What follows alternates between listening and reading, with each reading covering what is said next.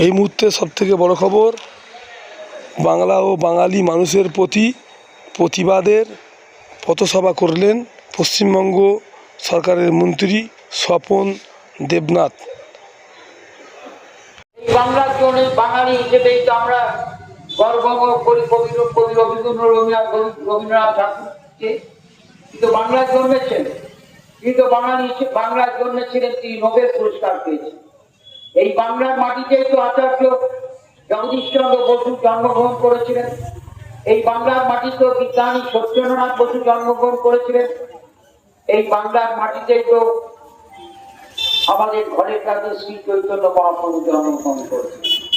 এই বাংলার মাটিতে তো পরম পুরুষ রামকৃষ্ণ জন্মগ্রহণ করেছে। এই বাংলার মাটিতে মা শারদামণি জন্মগ্রহণ করেছে।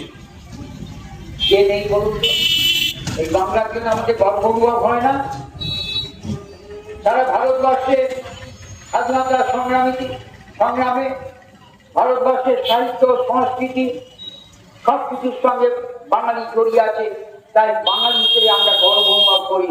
কিন্তু বাঙালির উপর যখন অত্যাচার নেমে আসে, তার প্রতিবাদ তো আমরা করবই। এখানে হিন্দু মুসলমানের ব্যাপার হচ্ছে না, বাঙালিদের উপর অত্যাচার হচ্ছে। বাংলায় কথা বলে কি অপরাধ? তাহলে বিভিন্ন রাজ্যে যারা বাঙালি বাস করছে তারা একটা নিরাপত্তার অভাব বোধ করছে। আমরা রাস্তায় নেমেছি তার প্রতিবাদ করতে, রাজ্য জুড়ে তার প্রতিবাদ হচ্ছে। এই কথাই বলছি। এবার অন্য কথায় আসি, আমরা তৃণমূল কংগ্রেস ক্ষমতায় এসেছি। আমি বেশি কথায় যাবো না, 10 মিনিটে শেষ করব।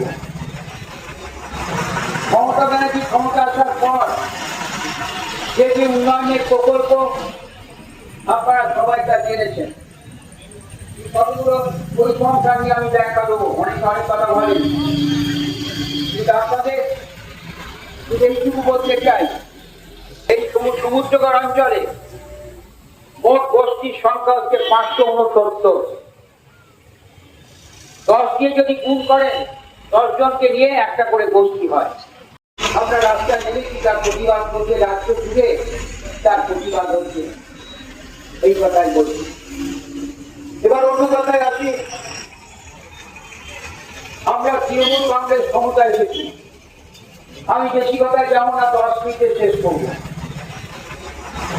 মমতা ব্যানার্জি ক্ষমতা আসার পর যে যে উন্নয়নের প্রকল্প আপনারা সবাই তা জেনেছেন, কতগুলো পরিসংখ্যান নিয়ে আমি ব্যাখ্যা দেবো। অনেক কথা বলেন, কিন্তু আপনাদের এইটুকু বলতে চাই, এই সমুদ্রগড় অঞ্চলে মোট গোষ্ঠীর সংখ্যা হচ্ছে 569। 10 দিয়ে যদি গুণ করেন, 10 জনকে নিয়ে একটা করে গোষ্ঠী হয়।